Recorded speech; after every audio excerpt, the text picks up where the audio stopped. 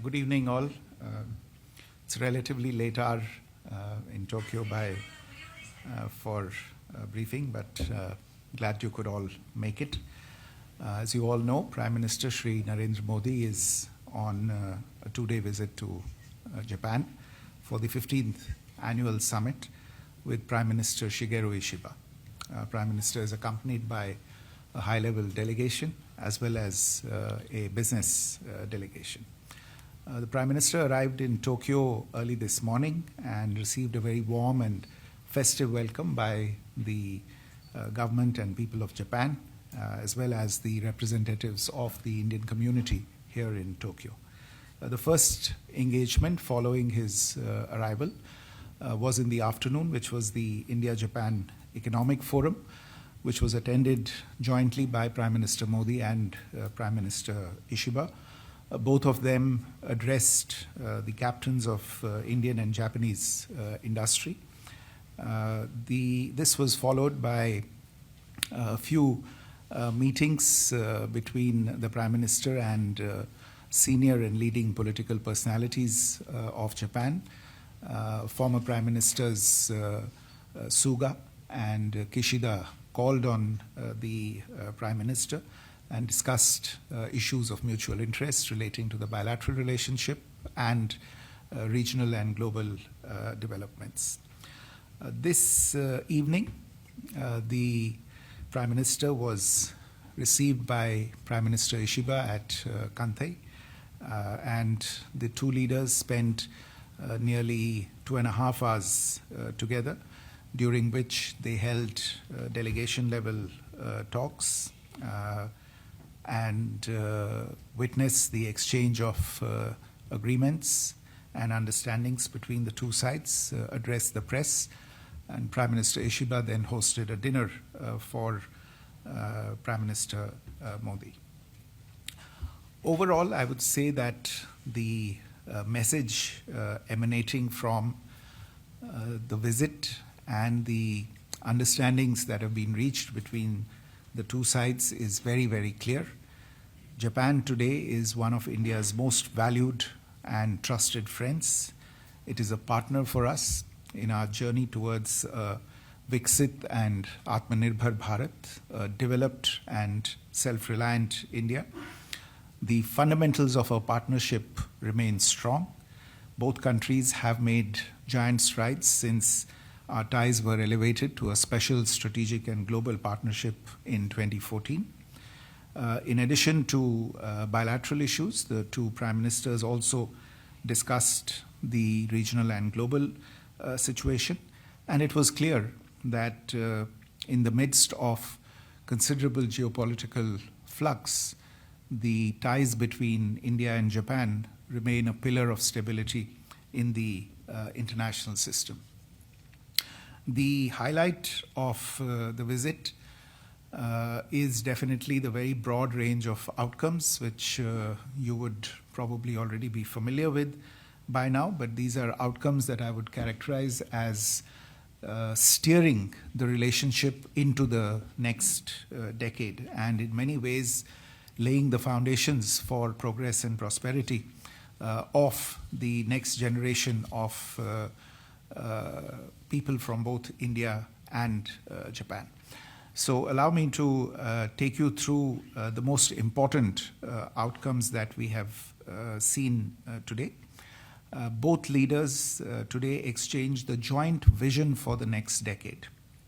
This is a 10-year strategic roadmap in economic and functional cooperation between the two sides. This happens to be the 8th decade of our diplomatic ties, and in order to give new vigor to the relationship, both governments have decided to advance cooperation across 8 pillars. And these pillars are economic relations, economic security, mobility, ecological sustainability, technology and innovation, health, people-to-people exchanges, and partnerships between Indian states and Japanese prefectures. The other document that I would invite your attention to is the Joint Declaration on Security Cooperation. This is an enabling framework for India and Japan to better respond to contemporary security challenges. As you're aware, security cooperation between our two countries has been growing steadily over the last few years. The joint declaration now puts a framework around this cooperation. An important feature of this particular document is the broad concept of security that it embodies, which includes cooperation on cybersecurity, counterterrorism, defense industry, research and development, and closer cooperation on security issues in multilateral groupings. One of the new features of the security engagement between the two countries will be an institutionalized dialogue for the first time between the national security advisors of the two countries, as well as greater engagement between the joint staffs of the two countries. On a third aspect, there is an Indian diaspora in Japan, but the mechanics of how to leverage this better has been a subject of discussion between both governments, and we find that one of the outcomes of these discussions is the discovery of a natural complementarity between the two sides of what it is that India can provide at this point in time and what it is that Japanese society, Japanese economy, Japanese business needs at this point in time. So Japan has a dynamic economy, but also faces a labor shortage in certain specific sectors. And India has a large pool of skilled and semi-skilled personnel who can fill the need in precisely some of these sectors in Japan.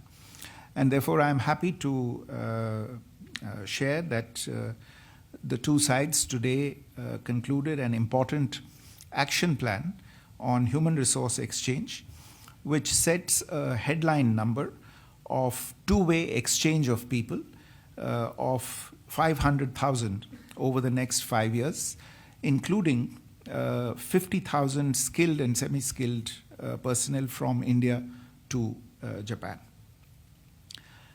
We have also issued a joint statement titled "A Partnership for Security and Prosperity for our Next Generation," and you can find this on the website of the Ministry of External Affairs. Both leaders reaffirmed their commitment to a free and open and inclusive Indo-Pacific that is peaceful, prosperous, and resilient. Prime Minister Ishiba reaffirmed that Japan stands with India on the issue of cross-border terrorism. Business linkages lie at the heart of our partnership.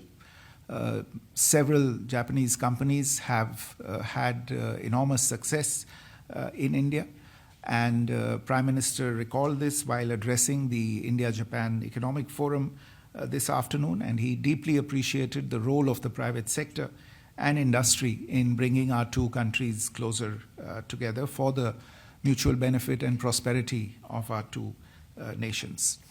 You're familiar with the investment target from Japan to India that was set some time back of 5 trillion yen. Today, it was decided to set a new target of 10 trillion Japanese yen investment, or $67 billion of private investment into India. At the business forum, which was held yesterday, the private sector also announced several MOUs and agreements. I think there were about 150 MOUs that have been inked in the last 2 years since the last summit in sectors such as automotive, energy, aerospace, semiconductors, and human resources. And the cumulative value of these MOUs and business partnerships is over $13 billion, which is reflective once again of the confidence that the business pillar has in our relationship. Turning to a couple of other aspects of the outcomes today, Supply chain resilience is a subject that both countries have been discussing for some time. There is an understanding between the two of us that there is a need to collaborate more, especially on the strategic sectors of our economy. In view of this, both sides launched an economic security initiative, which identifies 5 priority sectors which will receive concentrated attention from the two sides. These sectors are semiconductors, critical minerals, pharmaceuticals, information and communication technology, especially telecommunications, and clean energy. We have issued an economic security fact sheet, which can be seen on our website as well, which captures certain ongoing collaborations as well as planned collaborations, which will contribute to resilient and diversified supply chains for both of our countries. We are living in the age of artificial intelligence, and both leaders therefore recognized that AI is a revolutionary technology that is poised to transform our societies and economies. Both the Prime Ministers launched the Japan-India Artificial Intelligence Initiative, which will strengthen collaboration on AI, particularly on things like large language models, data centers, and AI governance.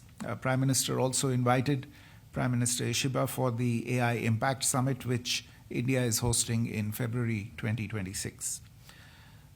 Both the Prime Ministers today acknowledged that we need to celebrate and also intensify the partnership that is blooming between our states and prefectures, and decided to launch the India Kansai Business Forum and the India Kyushu Business Forum to infuse greater energy into our business linkages at the grassroots level. In a unique interaction, tomorrow morning, the Prime Minister Modi will address the governors of several Japanese prefectures here in Tokyo tomorrow, and invite them to develop partnerships with India. The two sides also today concluded a range of MOUs in sectors such as clean energy, critical minerals, digital technologies, space, cultural exchanges, environment, and diplomatic training. And here, before I close, I would like to mention 4 of these agreements in particular. I think it total is more than a dozen, but I would like to highlight 4 agreements. The first is the implementing arrangement for the landmark collaboration between the Indian Space Research Organization and JAXA on the Chandrayaan-5 mission. This was exchanged in front of our leaders today. The critical mineral sector is a big priority, as I said. Japan has advanced technologies and India has resources. The Memorandum of Cooperation on Mineral Resources, which was concluded today, will lead to much more meaningful cooperation in this strategic sector. Thirdly, the joint crediting mechanism will promote Japanese investments into India and contribute to reduction of greenhouse gas emission, as well as help in India's energy transition. And finally, the India-Japan Digital Partnership 2.0 will strengthen our collaboration in digital public infrastructure, digital talent, and joint R&D in futuristic technologies. You can see a full list of these MOUs on the website of the Ministry of External Affairs. Both leaders also positively appraised the progress that is being made on the flagship Mumbai-Ahmedabad high-speed rail project and resolved to continue cooperation for the success of the project. They also launched the Next Generation Mobility Partnership, which would leverage the strength of Indian talent and Japanese technology in the infrastructure, logistics, and mobility sector, particularly railways, aviation, ports, and shipping. Tomorrow, As is tradition during the annual summit, the two prime ministers will together travel out of Tokyo. Tomorrow they will visit Sendai in Miyagi Prefecture. Prime Minister will also visit the Tokyo Electron Factory, which is one of the world's leading semiconductor equipment manufacturing firms. And Prime Minister Ishiba will host lunch for Prime Minister Modi in Sendai itself before the Prime Minister leaves for the next leg of his visit. So once again, to sum up, I think the objective and the ambition of this visit has been to infuse much higher levels of aspiration and momentum into our special strategic and global partnership. And really this summit has been about greater ambition, a stronger and clearer vision, and a reaffirmation of the strength of the all-important India-Japan partnership. Let me stop there and I'll try and answer a few questions. Thank you. The floor is open, so please. Yeah, we have a question right behind, yes. Good evening, sir. I'm Shubhendu Ghosh from DD India. There is a reference to a joint crediting mechanism. Could you simplify what does that entail? Thank you.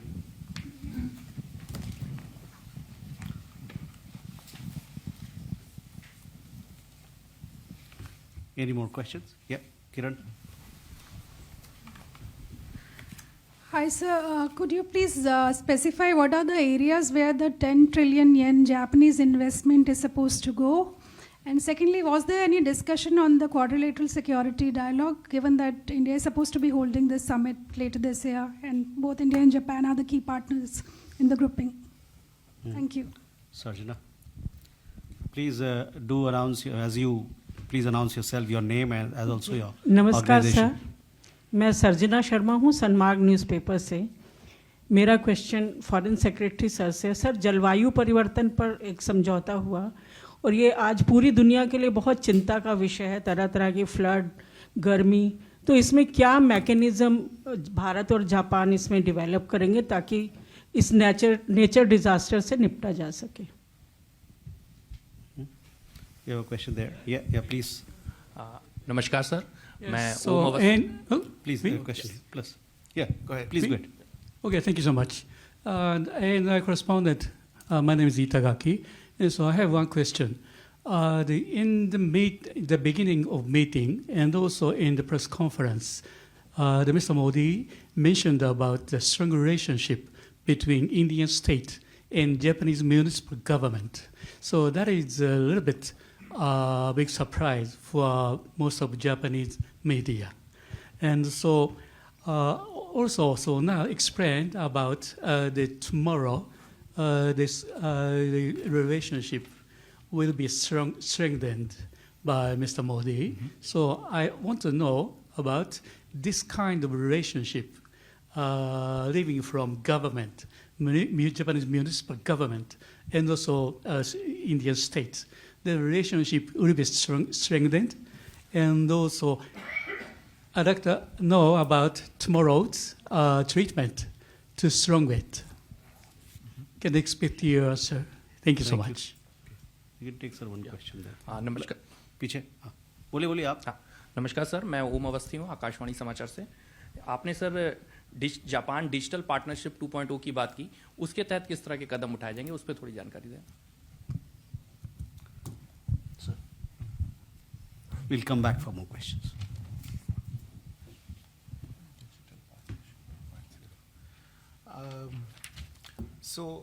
This Shubhendu's question on the joint crediting mechanism, मेरे विचार में शायद सर्जना आपका सवाल भी इसी को लेके है, क्योंकि जलवायु परिवर्तन को लेके जो समझौता हुआ है वो यही joint crediting mechanism का समझौता हुआ है। तो the joint crediting mechanism is essentially an instrument to facilitate the diffusion of decarbonizing technologies, products, systems, and infrastructure. essentially allowing Japanese companies that make investments in these fields in India it'll help us, of course, in India to meet our greenhouse gas emission reduction goals and promote Japanese investment in India as well. It allows the crediting mechanism allows the two governments to jointly account for carbon reducing measures, and it creates another avenue for green investment by Japanese entities into India. Insofar as the question on the 10 trillion yen investment is concerned, look, we have not set or connected any particular areas to this investment. As you are aware, the investment is eventually going to be made by private companies, and private companies will decide the areas most suited. But if you look at everything else that we have done during the course of this visit, for instance, the areas that I highlighted insofar as the economic security initiative is concerned, or the 8 pillars of the joint vision document, I think you have a fair idea of where the investment is likely to be directed. On the issue of the Quad, yes, both Prime Ministers noted that it was an important forum for discussions and agreed to remain in close touch on this particular issue. With regard to the question on engagement between states and prefectures, this is something that, we have similar mechanisms with other countries where relationships are encouraged either between cities or provinces through agreement, of course, between the national governments. It helps in promoting tourism, promoting cultural exchanges, promoting people-to-people exchanges, and above all, it can also help in business promotion between the two countries. So this is what the intention is. Our ambassador here has been working on and promoting the connection between states in India and prefectures in Japan. If I'm not mistaken, you've been to every single prefecture in Japan. So he's very well equipped to drive this cooperation. But yes, tomorrow's event is going to be a very, very unique event when the Prime Minister will have the opportunity to address a group of governors from these prefectures, and I'm sure that there'll be some very good ideas that will come out of this interaction. So there was a question about digital 2.0. Digital partnership. Oh, okay. Yeah, the Digital Partnership 2.0 is essentially to take forward our existing partnership in this area. A lot of it will involve talent in the digital field, as well as promoting engagement between enterprises, business enterprises of the two sides that are specifically focused on the digital space. We have agreed to cooperate in digital public infrastructure, for instance, and going forward, there is going to be a lot of cooperation on AI between the two sides as part of the India-Japan joint vision on AI. So I would imagine that the Digital Partnership 2.0 will cover a lot of these areas as well. Okay. We have a question here. Hi, good evening. My name is Kenji. I'm with Japan Forward. I have a question for Mr. Secretary Misery. So the Joint Security Declaration this afternoon mentions deepening Quad Alliance, and you also mentioned about how the two countries reaffirmed free and open Indo-Pacific. How do you think the the intensifying trade tension with Washington and India will impact these sort of security architecture in East Asia? And how does India seek to balance its relationship between Beijing and Washington? You have a question right behind. Sir नमस्ते, मैं अरुण हूँ DD news से। सवाल मेरा ये है कि जब दो लीडर्स मिले थे तो यूएस टैरिफ्स को लेकर के कोई जिक्र हुआ था? क्योंकि जब सप्लाई चेन डिसरप्शन की बात करते हैं और एक तरह से पूरी दुनिया इससे प्रभावित है, जो टैरिफ्स लगाए गए हैं, तो क्या इसका जिक्र हुआ दोनों लीडर्स के बीच में sir? Please. I'm Iwata from Sankei Shimbun, Japanese newspaper. Did Prime Ministers discuss U.S. tariff issue? You have a question there, yes. मेरा नाम पूनम है, मैं INS मीडिया से हूँ। सर मेरा सवाल भी टैरिफ को लेकर है कि क्या बातचीत हुई है, क्योंकि जापान नेगोशिएटर का भी जाना कैंसिल हो गया है, तो क्या स्टैंड इंडिया के साथ है? ठीक। Last question there behind, yes. Sir, you talked about Chandrayaan Mission 5. अपना नाम बताइए। Sir, I'm Rajneesh from ANI. So, what kind of technological support is expected from Japan? Can you just elaborate on it?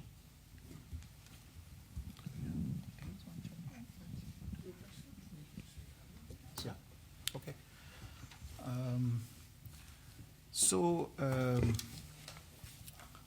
I think the first question was primarily on the joint declaration on security cooperation between the two countries, and then I think there were a number of other issues that you brought into that question. So insofar as the joint declaration on security cooperation is concerned, obviously the idea is to take forward the engagement that is there between the two sides right now to contribute to each other's defense readiness and capabilities through the existing channels of engagement between the two sides. We also have shared goals in maritime security. There is a very robust program of defense industrial cooperation between the two sides. We also want to work closer together on combating traditional and non-traditional threats, and to engage more closely in exchanging views on developing security threats in both regions. Now, the joint declaration will obviously help put an institutional framework around all of these discussions, and we look forward to this particular engagement with Japan. You referred to tensions, other tensions. I think at this point in time, our discussion with Japan is about our bilateral issues. We were not discussing issues between either one of us and any third country, and therefore I would not be in a position to talk about the impact of issues between two other capitals that are not in the room today.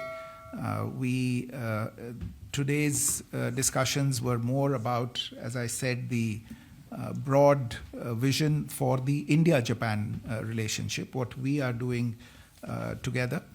Naturally, what is happening in the rest of the world is discussed, but today's focus remained squarely on our bilateral cooperation.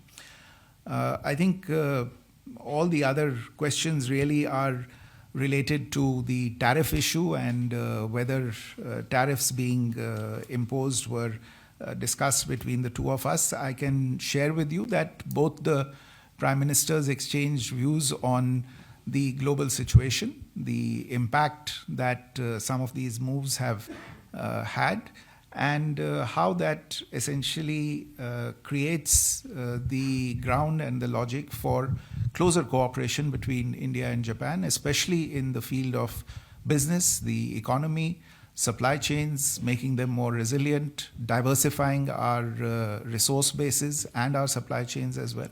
So that was the thrust of the conversation today. Insofar as Chandrayaan 5 is concerned, the Chandrayaan 5 is also known as the LUPEX mission, the Lunar Polar Expedition.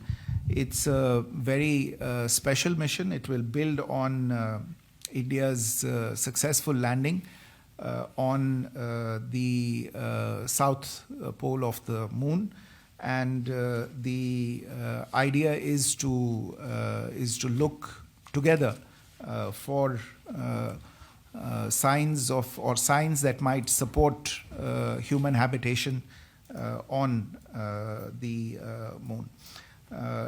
But our space collaboration is not just limited to this one expedition, but it also includes plans to explore other planets together by synergizing our strengths. And the Chandrayaan 5 LUPEX mission will be a major short-term milestone in India's own lunar odyssey, lunar exploration odyssey, which also incidentally envisions Indian astronauts landing on the moon by the year 2040. So the signing of the implementation arrangement today will fast-track progress on this particular issue in the coming times. Thank you.